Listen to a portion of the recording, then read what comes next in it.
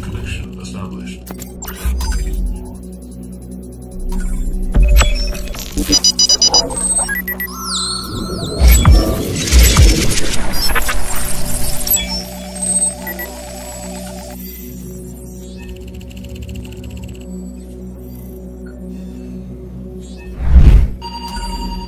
Access granted. Assalamualaikum warahmatullahi wabarakatuh. Perkenalkan, saya atas nama Usman dari kelas AK21E Program Studi Akuntansi dengan NIM 10573113021. Nah, di sini saya akan menjelaskan tentang materi akuntansi pajak penghasilan. Berikut video penjelasannya. Baiklah, di sini saya akan membahas bab 18 yang dimana pada bab ini membahas mengenai akuntansi pajak penghasilan. Pajak tangguhan adalah pajak penghasilan yang telah dibayarkan, tetapi laba menurut akuntansi belum diakui pada periode berjalan, maka pembebanan pajak tersebut secara akuntansi akan ditangguhkan. Konsekuensi pajak atas perbedaan pengakuan laba menurut akuntansi dan pajak akan memunculkan pajak tangguhan. Kompensasi kerugian akan diakui sebagai aset pajak tangguhan dan pendapatan pada tahun kerugian terjadi. Isu dalam pajak penghasilan. Isu-isu yang terjadi dalam pajak penghasilan meliputi perubahan tarif pajak, pajak atas entitas asosiasi dan anak, kombinasi bisnis dan goodwill, serta laba operasi normal dan laba komprehensif. Pajak penghasilan. Informasi pajak penghasilan akan disajikan sebagai beban pajak pada laporan laba rugi. Konsekuensi pengakuan beban tersebut akan muncul aset atau liabilitas dalam laporan posisi keuangan. Beban pajak yang muncul dapat berupa beban pajak kini ataupun beban pajak tangguhan.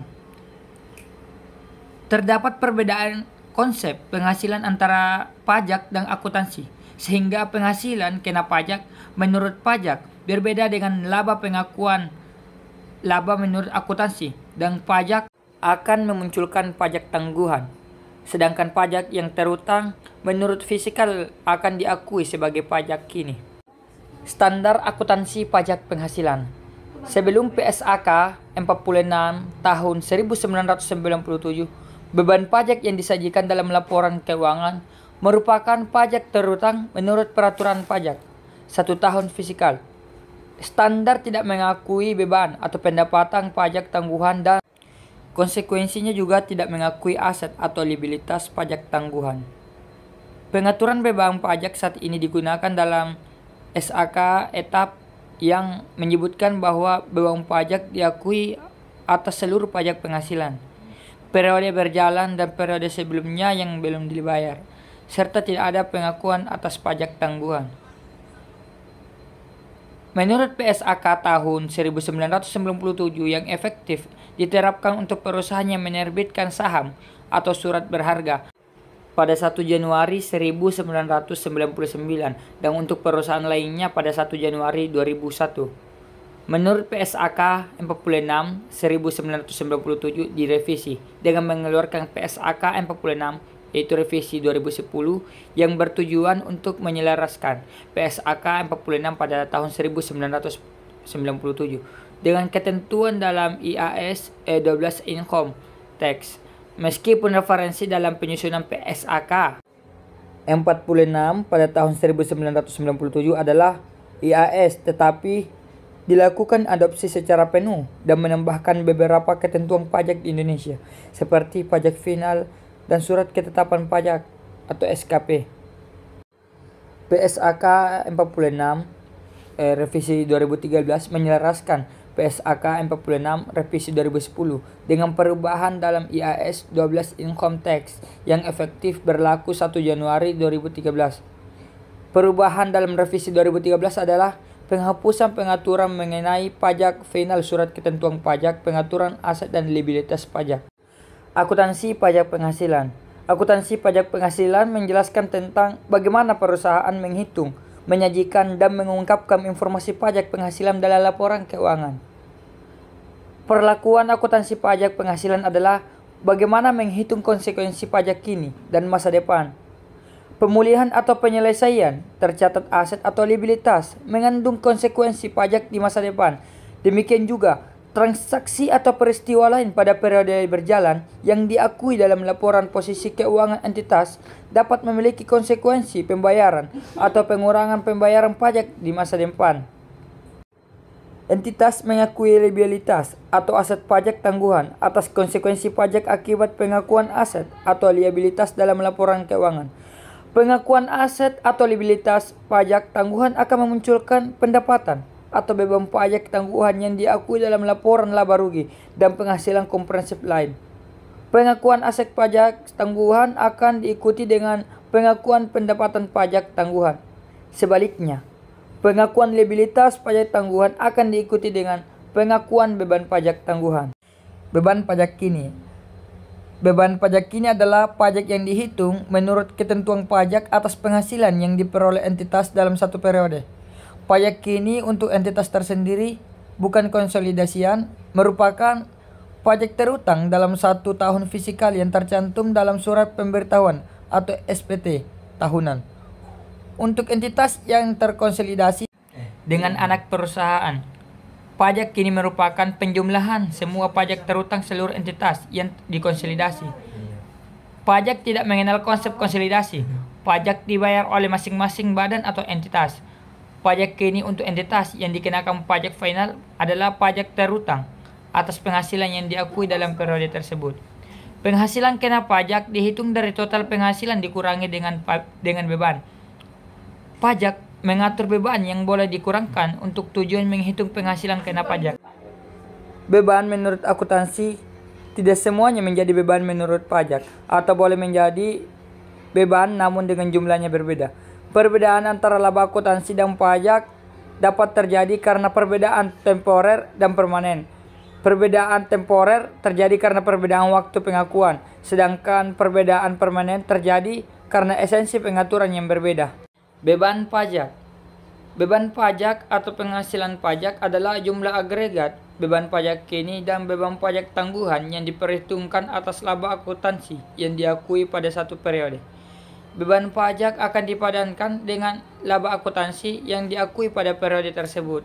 Pajak kini adalah jumlah pajak penghasilan yang terutang atau dilunasi atas laba kena pajak atau rugi pajak untuk satu periode. Beban atau pendapatan pajak tangguhan merupakan konsekuensi pajak akibat pengakuan aset atau liabilitas dalam laporan keuangan yang berbeda secara temporer dengan dasar pengenaan pajaknya. Pengenaan pajak tangguhan hanya dilakukan atas perbedaan temporer. Maksudnya perbedaan akan terpulihkan di masa mendatang. Secara total pengakuan menurut akuntansi dan pajak sama, namun terdapat perbedaan pengakuan pada satu periode. Pendapatan pajak tangguhan juga dapat terjadi karena kompensasi kerugian yang menurut ketentuan pajak dapat dikompensasikan di masa mendatang. Pengakuan beban pajak tangguhan akan ditambahkan dengan beban pajak kini, sehingga total beban pajak akan menjadi lebih besar dibandingkan dengan beban pajak kini. Sebaliknya, pendapatan pajak tangguhan akan dikurangkan dari beban pajak kini, sehingga total beban pajak lebih kecil dibandingkan dengan beban pajak kini.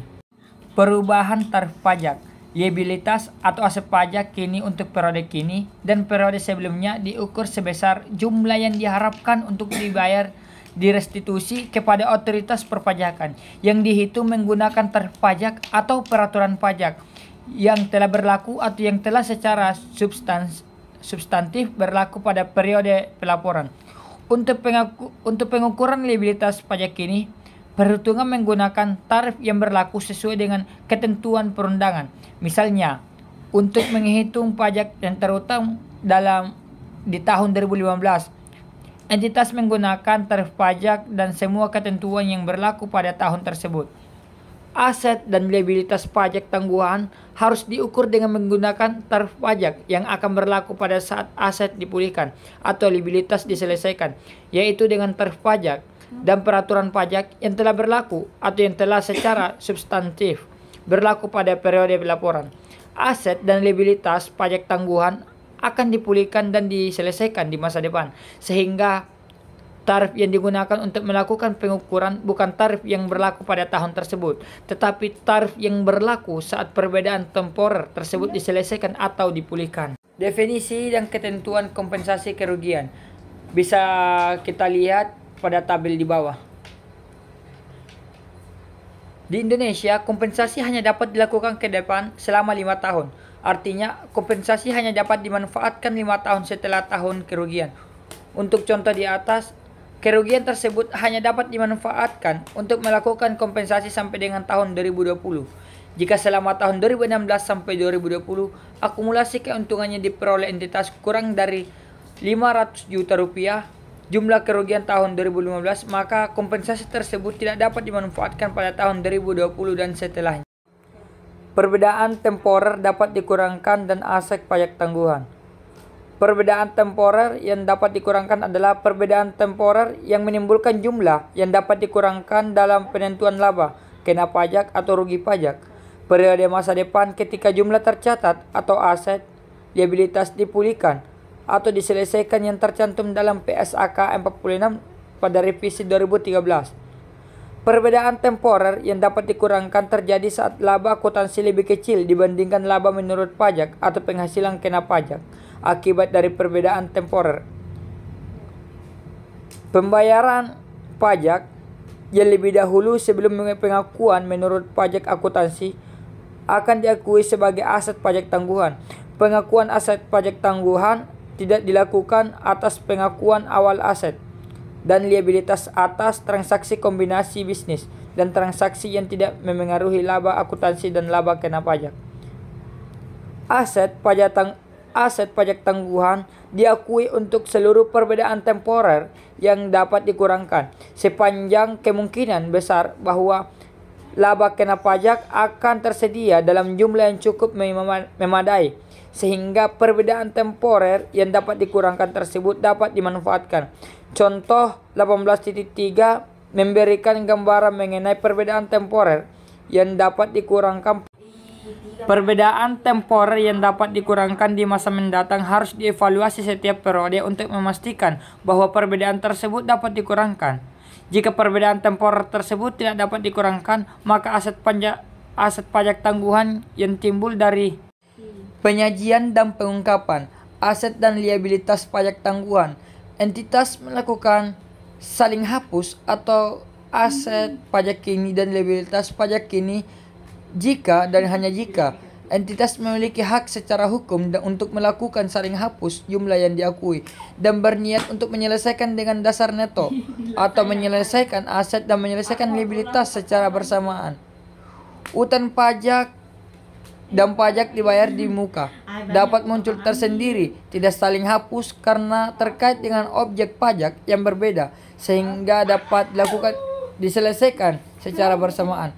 Menurut PSAK 46 revisi tahun 2013, entitas melakukan saling hapus aset pajak tangguhan dan liabilitas pajak tangguhan jika dan hanya jika entitas memiliki hak secara hukum untuk saling hapus dan aset pajak tangguhan dan liabilitas pajak tangguhan terkait dengan pajak penghasilan yang dikenakan oleh otoritas pajak yang sama baik atau entitas yang sama atau entitas yang berbeda yang akan merealisasikan aset dan menyelesaikan liabilitas secara bersamaan. Dalam laporan keuangan entitas, ada kalanya muncul liabilitas dan aset pajak tangguhan secara terpisah. Jika itu terjadi, kemungkinan aset dan pajak tangguhan tersebut muncul dari entitas hukum yang berbeda.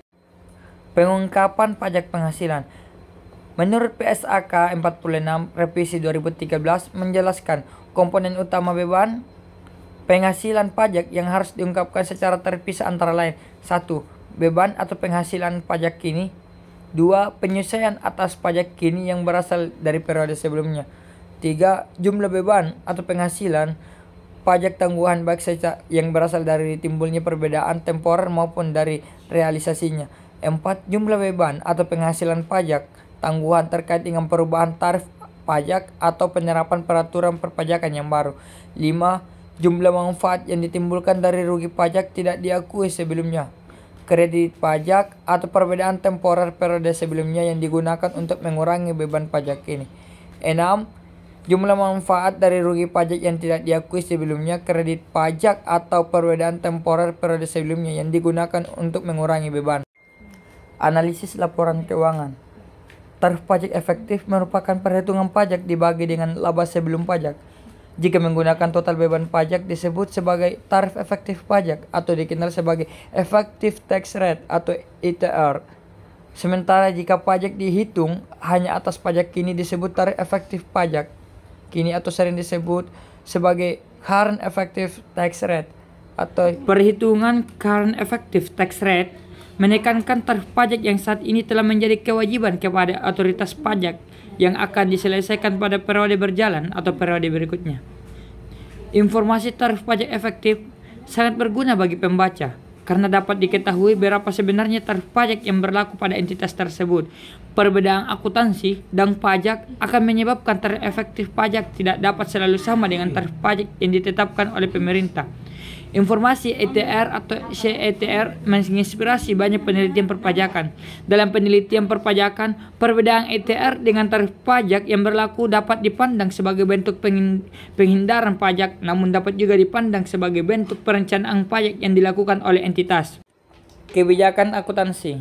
Laporan keuangan mengungkapkan dalam kebijakan akuntansi, pengakuan, dan pengukuran pajak penghasilan.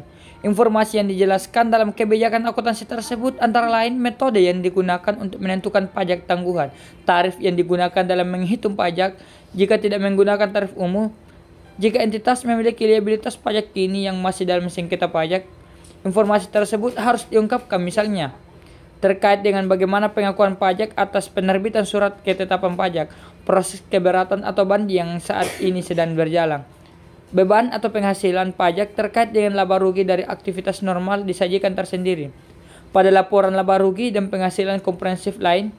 Dalam laporan keuangan penyajian beban pajak penghasilan ada yang diperinci atas beban pajak kini dan beban pajak tangguhan, tetapi ada juga yang menyajikannya satu baris saja beban pajak penghasilan. Pengungkapan dalam pencatatan atas laporan keuangan mengungkapkan perincian beban pajak kini dan pajak tangguhannya. Pajak atas entitas asosiasi dan anak. Menurut PSAKM 46 revisi 2013, entitas mengakui liabilitas untuk semua perbedaan temporer kena pajak terkait dengan investasi pada entitas anak, cabang, dan asosiasi, serta bagian partisipasi dalam ventura bersama, kecuali sepanjang kedua kondisi berikut telah terpenuhi. Yang pertama itu adalah entitas induk, investor atau venturur mampu mengendalikan waktu pemulihan perbedaan temporer. Dan yang kedua itu kemungkinan besar perbedaan temporer akan terpulihkan di masa depan yang dapat diperkirakan. Entitas juga harus mengakui aset pajak tangguhan untuk semua perbedaan temporer dapat dikurangkan yang ditimbulkan dari entitas anak, cabang, dan entitas asosiasi, serta bagaimana partisipasinya dalam ventura bersama sepanjang dan hanya sepanjang kemungkinan besar terjadi. Yang pertama itu perbedaan temporer akan terpulihkan pada masa depan yang dapat diperkirakan. Dan yang kedua, laba kena pajak akan tersedia dalam jumlah yang memadai sehingga perbedaan temporer dapat dimanfaatkan. Kombinasi bisnis dan goodwill. Aset teridentifikasi yang diperoleh dan liabilitas diambil alih dalam kombinasi bisnis diakui dengan nilai wajar pada tanggal akuisisi. Perbedaan temporer timbul apabila dasar pengenaan pajak aset teridentifikasi yang diperoleh dan liabilitas diambil alih tidak terpengaruh oleh kombinasi bisnis atau terpengaruh dengan cara berbeda. Apabila jumlah yang tercatat goodwill yang timbul pada transaksi kombinasi bisnis lebih rendah daripada dasar pengenaan pajaknya, maka perbedaan tersebut menimbulkan aset pajak tangguhan. Nah, aset pajak tangguhan ini yang menimbulkan aset pajak tangguhan. Aset pajak tangguhan yang ditimbulkan dari pengakuan awal goodwill diakui sebagai bagian akuntansi atas kombinasi bisnis sepanjang kemungkinan besar laba kena pajak tersedia dalam jumlah yang cukup memadai sehingga perbedaan temporer dapat dikurangkan tersebut dapat dimanfaatkan. Laba operasi normal dan laba komprehensif. Pajak kini dan pajak tangguhan diakui sebagai penghasilan atau beban pada laporan laba rugi, kecuali apabila penghasilan yang berasal dari satu transaksi atau kejadian yang diakui pada periode yang sama atau berbeda di luar laporan laba rugi, baik dalam penghasilan komprehensif lain maupun secara langsung dalam ekuitas. Dan yang kedua, kombinasi bisnis. Pajak kini dan pajak tangguhan diakui di luar laporan laba rugi apabila pajak terkait pada pos-pos tersebut pada periode yang sama atau berbeda diakui di luar laporan laba rugi. Dengan demikian, pada periode yang sama atau berbeda, pajak kini dan pajak tangguhan terkait dengan pos-pos yang diakui dalam penghasilan komprehensif lain harus diakui pada penghasilan komprehensif lain. Beban penghasilan atau penghasilan pajak terkait dengan laba rugi dan aktivitas normal disajikan tersendiri pada laporan laba rugi dan penghasilan komprehensif. Jika entitas menyajikan komponen laba rugi pada laporan laba rugi secara terpisah, maka beban atau penghasilan pajak terkait dengan laba rugi dari aktivitas normal pada laporan keuangan yang disajikan terpisah. Penyesuaian atas aset pajak tangguhan. Pada setiap akhir periode laporan, entitas menilai kembali aset pajak tangguhan. Entitas mengakui aset pajak tangguhan yang tidak dapat diakui sebelumnya apabila kemungkinan besar laba kena pajak masa depan akan tersedia untuk dipulihkan. Sebagai contoh, perbaikan kondisi perekonomian meningkatkan kemampuan entitas untuk menghasilkan laba kena pajak dalam jumlah yang memadai pada periode masa depan. Sehingga aset pajak tangguhan yang sebelumnya tidak diakui menjadi memenuhi kriteria pengakuan. Misalnya, entitas pada awalnya memprediksi bahwa atas kerugian yang terjadi di tahun tertentu hanya terjadi sementara dan tidak berkelanjutan, sehingga pada tahun berikutnya diprediksi entitas dapat memanfaatkan kompensasi kerugian yang telah diakui. Namun ternyata dengan berjalannya waktu entitas tidak dapat memanfaatkan kompensasi kerugian tersebut, sehingga pengakuan saldo aset pajak tangguhan perlu disesuaikan. Penyesuaian aset pajak tangguhan akan diakui sebagai beban pajak tangguhan. Untuk menjelaskan kondisi ini dapat dilihat dalam contoh 18.8. Berikut contoh 18.8-nya ya guys. Pada tahun 2015, manfaat kompensasi sebesar 500 juta akan diakui sebagai pendapatan dan aset pajak tangguhan sebesar 125 juta. Pada tahun 2016, aset pajak tangguhan berkurang sebesar 25% kali 20 juta sama dengan 5 juta ya. Jadi 25% kali 20 juta itu sama dengan 5 juta. Nah, pada tahun 2017 aset pajak tangguhan berkurang sebesar 25% dikali dengan 40 juta sama dengan 10 juta. Nah, atas informasi bahwa kompensasi yang dapat dimanfaatkan hanya sebesar 240 juta dan sisanya 200 juta tidak dapat dimanfaatkan.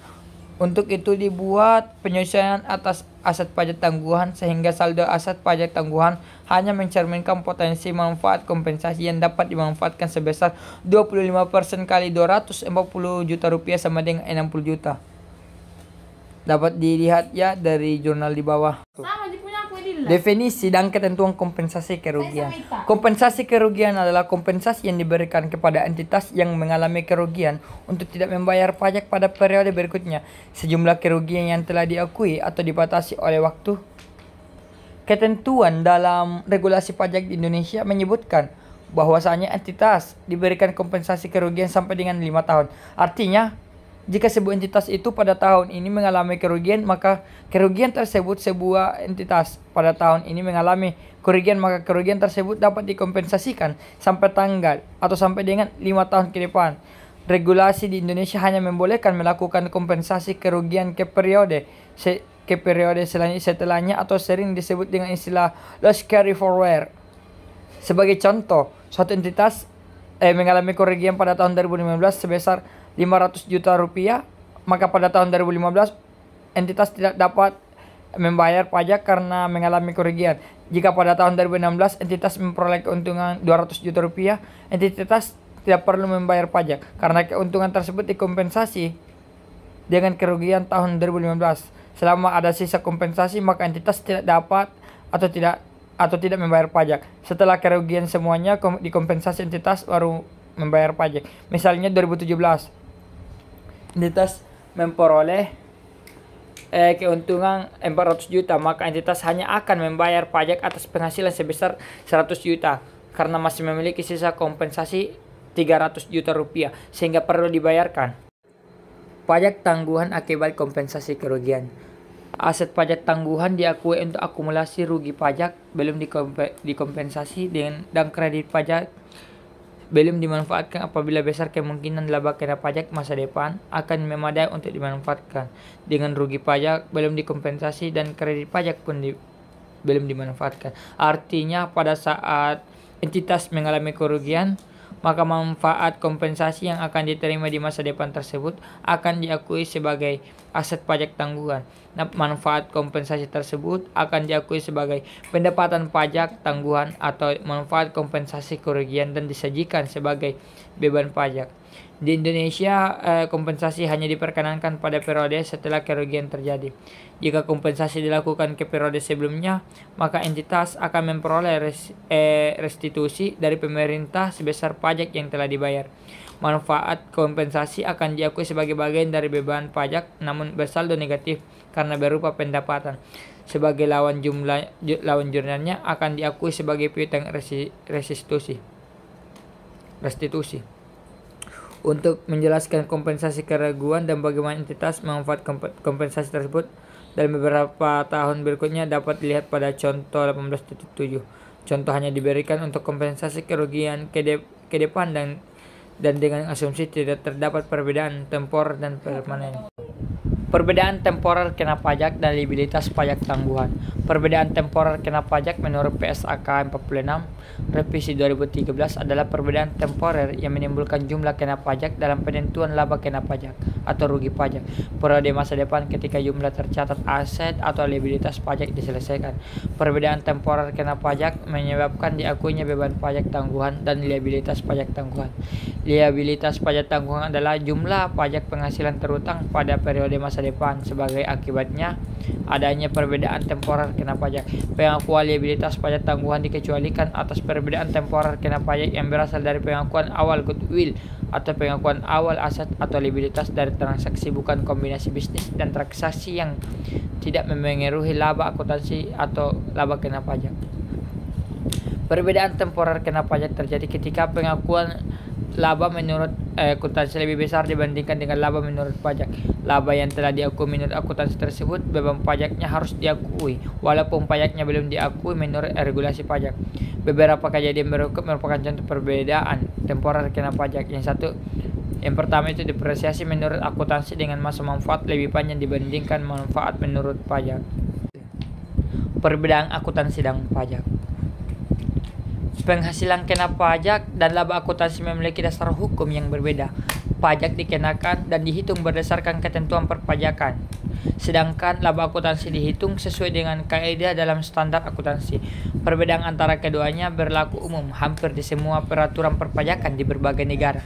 Walaupun letak perbedaan tersebut sebenarnya relatif umum dan sama, tetapi memiliki cara pengaturan yang berbeda.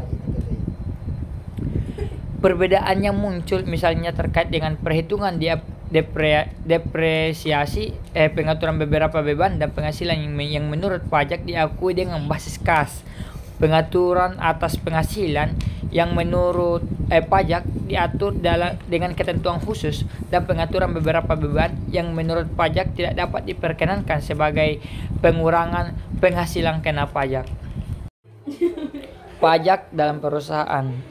Entitas memiliki kewajiban perpajakan sesuai dengan regulasi perpajakan di Indonesia, antara lain Undang-Undang Ketentuan Umum dan Tata Cara Perpajakan, Undang-Undang 36 tahun 2008 tentang pajak penghasilan, Undang-Undang 42 tahun 2009 tentang pajak pertambahan nilai barang jasa dan pajak penjualan barang mewah, Undang-Undang Pajak Bumi dan Bangunan dan lainnya.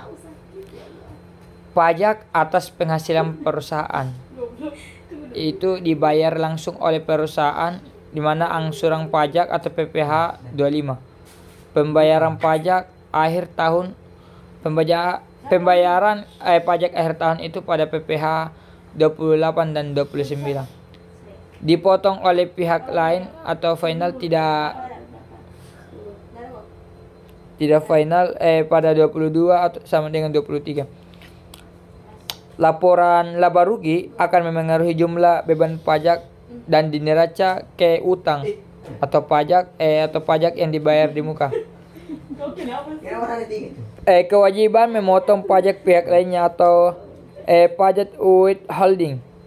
Itu pajak atas penghasilan yang diterima pihak lain itu pada 21, 23, 26. PPN ke pajak atas penyerahan barang atau jasa kena pajak.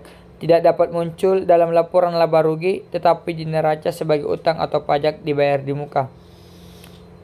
Pajak lainnya itu PBB, pajak daerah, PPNBM, kebeban, pajak atas pengalihan hak atas tanah dan bangunan atau BPHTP atau pajak daerah dan biaya material. Pajak yang telah dibayarkan secara akuntansi akan dicatat dan disajikan dalam laporan keuangan dan berdasarkan akuntansi. Laba yang diperoleh sebuah entitas juga harus diperhitungkan pajaknya sesuai dengan konsep dasar Matching Cost Against Revenue. Konsep dasar Matching Cost Against Revenue. Itulah tadi penjelasan mengenai materi akuntansi pajak penghasilan. Mudah-mudahan apa yang saya sampaikan itu dapat bermanfaat bagi kita semua. Sekian dari saya. Wabillahi taufiq wal hidayah. Wassalamualaikum warahmatullahi wabarakatuh.